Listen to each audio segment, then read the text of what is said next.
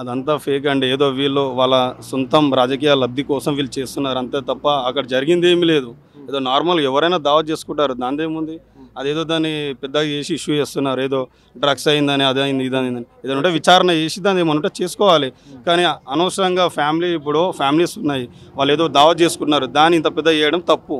ఈ గవర్నమెంట్ కావాలని అలాగేం చేస్తున్నారు. ఏమంటారు వాళ్ళ కుటుంబం మీద బ్యాడ్ నేమ్ రావాలని చేస్తున్నారు. ఇది అంతే, వేరేదేం లేదు. బామ్మర్దిని టార్గెట్ చేస్తే టార్గెట్గానే చేస్తున్నారండి. అలాంటివి చేయొద్దని మేము అంటున్నాం. ఇంతకుముందు గవర్నమెంట్ ఉండే ఇలాంటిది ఎప్పుడు కాలేదు. కామన్గా నార్మల్ దావతులు అయితేనే ఉంటాయి. కానీ ఇలాంటి కేసులు, ఇలాంటి అక్రమ అరెస్టులు ఎవరు చేయలేరు ఇంతవరకు బీఆర్ఎస్. కానీ కాంగ్రెస్ వాళ్ళకి చేత కాక ఇలాంటివి చేస్తున్నారు. వాళ్ళు ఇచ్చే 4 గ్యారెంటీలు 6 గ్యారెంటీలు అవి చేత కాకనే ఇవన్నీ అడ్డం వేసుకొని జనాలని ఏమంటారు మబ్బు కలుపుతున్నారండి అంతే.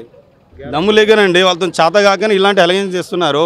ఇప్పుడు జనాలు అడుగుతారు 9 నెలలు అయింది చేయాలి కదా, వాళ్ళు ఇప్పిరు ఉచిత గ్యాస్ అన్నారు, రైతు బీమా, రైతు బంధు ఇవన్నీ ఏవి ఇవ్వలేరు కదండి. జనాలకి ఏమో అవసరం వచ్చే చేయాలి కానీ అన్వాంటెడ్గా చేసి జనాలకి ఏదో చేసి ఏం లాభం? ఇదంతా వేస్ట్ కదా, న్యూసెన్స్ ఇదంతా అంతే, వేరేదేం లేదు. పబ్లిక్ని తప్పుతో పట్టిస్తున్నారండి. వాళ్ళు చెప్పింది ఒక్కటన్నా వాళ్ళు చేసిర్రా? ఇప్పటివరకు ఏది చేయలేరు కదా. వాళ్ళకి చేత కాకనే ఇలాంటివి చేస్తున్నారు. పబ్లిక్ని వేరేతో పంపించాలని చెప్పి అంతే, వేరేదేం లేదు. 6 గంటల సేపు వాళ్ళు సోదాలు చేశారు. అక్కడ ఏమన్నా దొరికింది? ఏం దొరకలేదండి. మీరు ఇప్పుడు విలేకర్స్ అందరు చూశారు కదా, ప్రెస్ మీట్ అన్ని పెట్టారు.